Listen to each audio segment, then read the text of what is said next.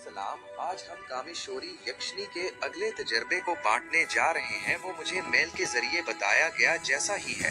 नमस्ते गुरुजी, मैं अपने पिछले तजर्बे को जहाँ पर रोका था वहाँ से आगे बढ़ाता हूँ। मैंने तीसरी रात यक्षिणी मंत्र को जपना शुरू किया। शुरुआत में मुझे कुछ भी महसूस नहीं हुआ। मैं बहुत थका हुआ था। इतनी जाप मालाओं को पढ़ना बहुत मुश्किल था। लेकिन जैसे तैसे आधे घंटे के बाद मुझे एकाग्रता आने लगी। अचानक मेरे पिताजी जोर से चलाने लगे। वो मेरी कल्पना हो सकती है, ऐसा मैंने सोचा। लेकिन थोड़े समय के बाद मुझे फिर से वही शब्द सुनाई दिया।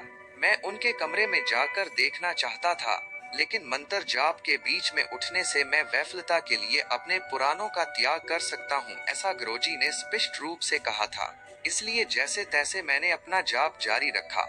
बीच में 2 से 3 बार चीख सुनाई दी, लेकिन मैंने प्रतिक्रिया नहीं दी। लेकिन उस दिन की साधना खत्म होने के बाद मैं उनको देखने उनके कमरे में गया।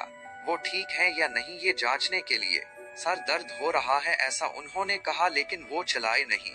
वो यक्षिणी का काम है ऐसा मुझे एहसास हुआ, और वो जैसे तैसे साधना को पुरते साथ दे रही है ऐसा मुझे बहुत संतोष हुआ। दूसरे दिन मैं संतोष से भरा हुआ था। कुछ फूल और दूसरी पूजा सामग्री खरीदने के लिए मैं बाजार गया, और दुकान वाली लड़की थी।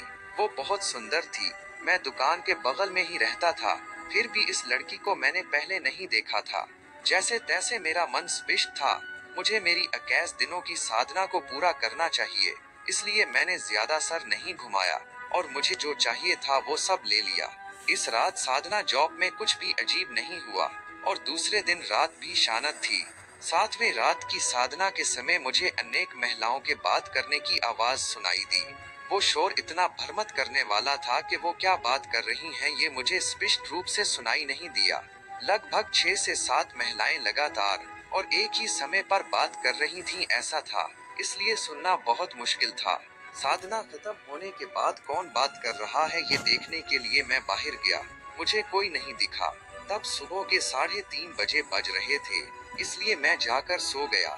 दूसरे दिन रात भी कुछ महिलाओं के बात करने की आवाज सुनाई दी, लेकिन आज शोर ज्यादा था।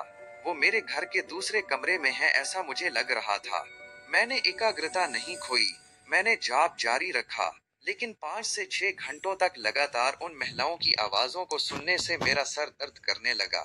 दूसरे दिन सुबह मैंने मेरी माँ और पिताजी से रात में मेरे उद्घाटन के समय कुछ महिलाएं बात कर रही हैं ऐसा कहा। लेकिन मेरी माँ अमेरिका में रहने वाली अपनी चचेरी बहन के साथ वीडियो कॉल पर बात कर रही थी, और आधी रात बजे के बाद सोई थी, इसलिए उनको कोई भी आवाज सुनाई नहीं दी। मैं सही दिशा में जा रहा हूँ उसके लिए वो सबूत था, इसलिए मैं उसका आनंद ले रहा था। दूसरे दिन रात भी साधना के समय मुझे वही आवाजें सुनाई दें। इन आवाजों को 5 से 6 घंटों तक सुनना बहुत चिड़चिड़ा और तकलीफ देने वाला था। उस रात के बाद वो आवाजें भाग होने लगे। वो झगड़ा कर रही हैं ऐसा लग रहा था। गुरुजी, बाकी का अनुभव मैं मेरे अगले मेल में बताता हूँ। सबको सुनने के लिए धन्यवाद।